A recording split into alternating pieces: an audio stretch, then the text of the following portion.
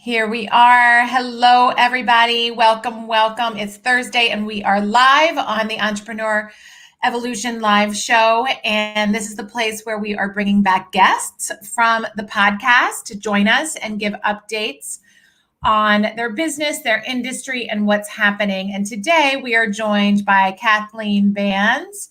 Just going to pull her in. Hello, Kathleen. How are you? Hi. Good. How are you? Good. I'm so happy you're here with us. Thanks. And Gigi's on the call as normal. Hi, Gigi. Oh my gosh, I love Gigi. It's great. It's great. So Kathleen joined us on episode 11, and she is the owner of My Cleaning Services. And what we're going to do basically today is we're going to ask 3 questions, and then you get to ask me any question that you want. I don't know what you're going to ask me, which I love that part. And the goal is really to help other entrepreneurs out there with an industry specific update as it relates to your company and your space, so that they can get a feel for what's happening out there and really view things through your lens, your perspective. So tell us a little bit quickly about your company, and then we'll go ahead and go through the questions. Okay, great. Well, I am CEO and owner of My Cleaning Service. We're a commercial janitorial company based in Baltimore, Maryland. We do contract janitorial, final cleaning of post-construction cleaning of obviously any construction project. And then we also now provide COVID-19 disinfection services. So Great. So we had our interview on the podcast back in really the thick of COVID. And I'm sure so many things have changed with the companies that you service in the construction space and the post-construction space and all of the commercial offices and retail space. So what are some updates or wins that you've seen in your business since we last spoke on the podcast? Sure. I think the biggest win is that people are coming back to work. People are re-entering the workplace or schools. We're seeing a lot of increase there in the traffic. People are feeling good. They're vaccinated. They feel confident that we're cleaning things correctly, that they're comfortable, and they'll be protected and healthy when they're there. So I think that's the biggest thing. Absolutely. That's huge. And that's a big win for you, I'm sure, because you're getting busier and busier, right? Yes, exactly. Our business is very correlated to the fact of whether or not people are in the workplace or not, or in the schools. And, the only thing I think that didn't change was medical. Right. Absolutely. Yeah. So what are some things that are happening in your industry? What's the talk of your industry about what's really important right now and things that our audience should be thinking about as it relates to cleaning their space, getting back to work, getting back into the office? Well, I think, one of the things I think that people are now taking with them once they're vaccinated, I feel like a lot of people feel like we can just return to reality and just things go back to normal. And what I hope that people take with them is the importance of cleaning and the fact that we've learned so much now about touch points, about how viruses of any kind or bacteria transmits itself from one person to another.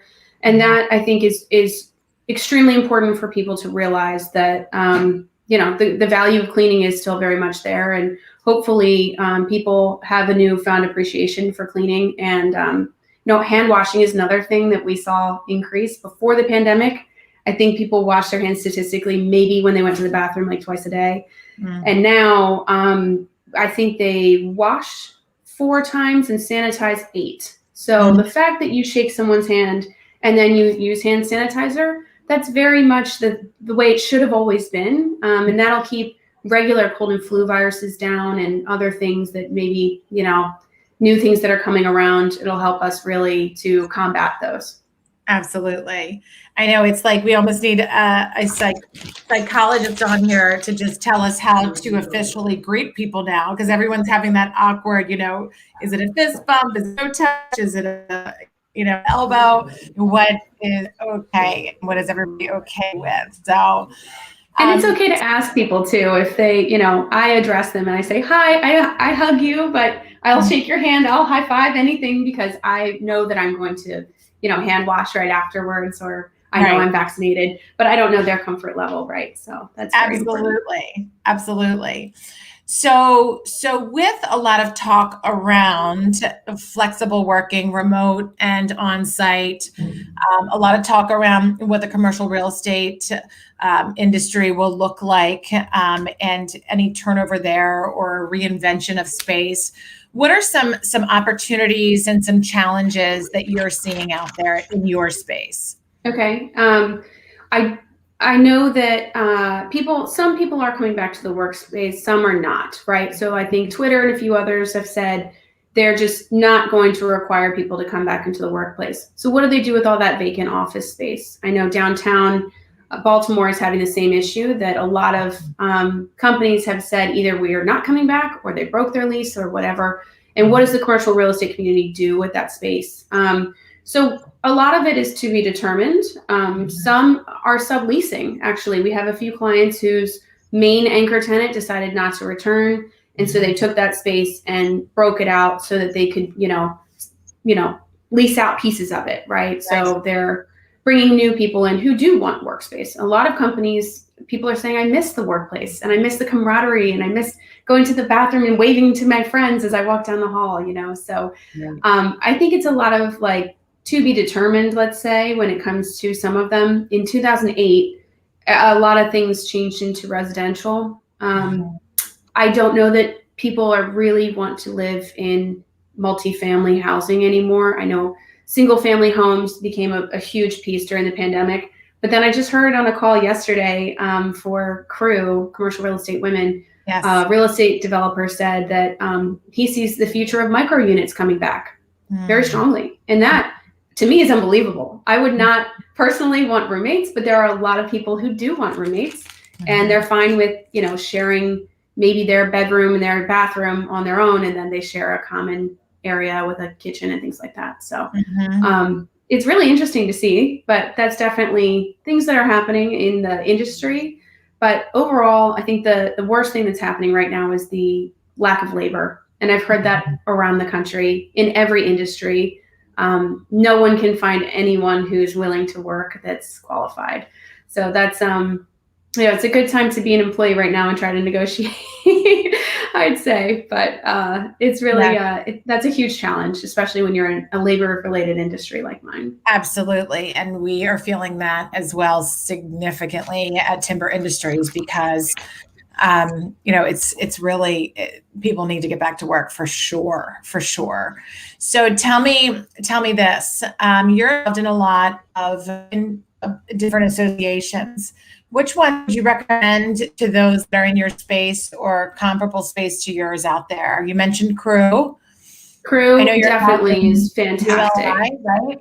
I'm involved in ULI, which has great programming. If you're just there to learn about the real estate industry, they do have a program that helps you see the whole global view of a real development process, which is great. And so NAIOP is another one that I'm a member of, that they are fantastic in terms of their education and the networking and all of that as well. ABC, AGC, and then BOMA on the janitorial side for property managers. They are excellent with their programming, and the community is very strong. Yes, absolutely. All of those communities and the networks that you just mentioned are huge, and using them for knowledge and for resources and for education is so important right now, right? And to share what you're seeing, which is a lot of what we're doing here. We're going to have an offline conversation about labor for sure, because I know Well, and then also we have a janitorial association that I'm so thankful for over the pandemic. I think I may have talked about that in our podcast, is the fact that they had weekly calls of, what's going on around the country and who's seeing what.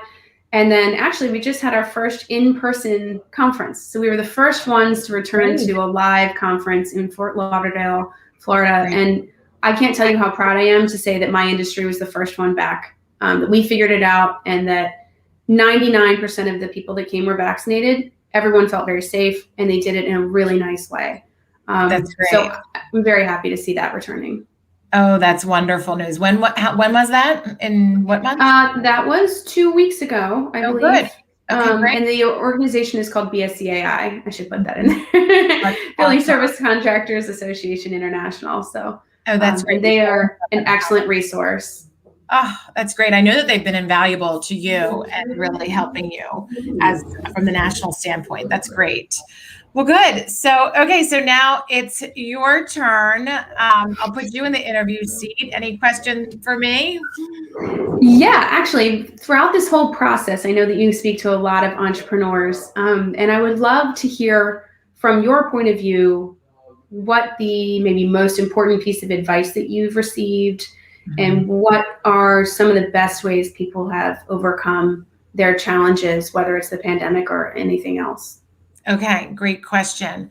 So I do, as you know, a lot of work with entrepreneurs, with their organization, with them as leaders, their teams and team building and process and their systems. And, you know, the one piece of advice that I've seen from them is that the mindset matters. And you may not know what the best foot forward is. You just know that you need to put a foot forward. And in fact, this came up in a discussion we were having today in one of my groups. And, you know, there's so many things out there that we can't control, that you just have to find what you can control within the things you can't control. So you can control, you know, your mindset. You can control the decisions that you're making. You can control how you're sleeping at night and how you're showing up in your business as a leader. But in the things that we have no major control over, you know, unforeseen circumstances, which we've seen happen and unfold over this past year, just find things that you are able to at least make your emotions controllable, because it's a big piece of this. And I'm definitely seeing out there a lot of huge momentum. This is the chance that entrepreneurs have to find the opportunities, to make the opportunities, to uncover new opportunities. And also, I see a lot of people exhausted, emotionally drained, and a lot of emotions that are in play. So really controlling as much as you can control, and being realistic, and also kind of being flexible with some of the outcomes and timelines and lead times on things right now. That's a great point. Absolutely. You know? Obviously, everything is much more complicated than it used to be, I feel. Yes. If somebody's saying 25 weeks, it might be 40 weeks. You know, I don't know. Somebody was saying the other day about a dishwasher, you know, because a lot of people are obviously building new houses and everything. And 25 weeks for lead time. And I overheard that in the gym. I'm like, oh, now that might be 40. Like, you know, just don't have set expectations. Know that things are really seconds. I went shopping for outdoor furniture, and basically the answer is you'll get it at the end of summer. Yeah. Like, you don't really even need it right now. So right. Might as well just wait until next year is kind of what the answer was. That's right. Get that sale, that season end sale price, right? Yeah, exactly. Oh, well, Kathleen, you are always so kind and so giving. And, you know, I love that you are always out there connected and learning and growing and educating yourself. And you're so involved in a lot of these associations. I really highly recommend, if anyone has any questions about those associations, if you're not involved in them and you're looking to get back into some networking space, really reach out to Kathleen, because she's a great connector and a great resource, and a great person to know. So thank you. Thank you. Thank you. Great job today. Thank you for having me. All right. I'll talk to you soon. Bye. All right. Bye.